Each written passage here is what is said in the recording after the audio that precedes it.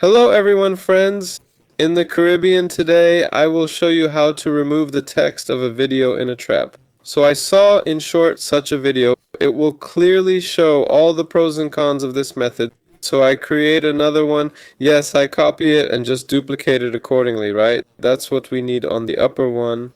Path to create a mask. Add a mask here and make it a little higher or a little lower or a little to the right or a little to the left. How it will look more realistic. As you can see, I have a video like this. Therefore, I will put it on the right and then press the basic and shift respectively our mask to the left. And this is what we get. Of course, there is an artifact, but again, it can be corrected.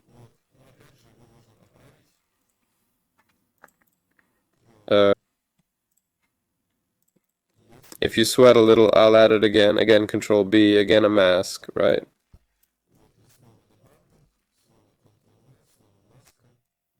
So, accordingly, you can slightly correct it.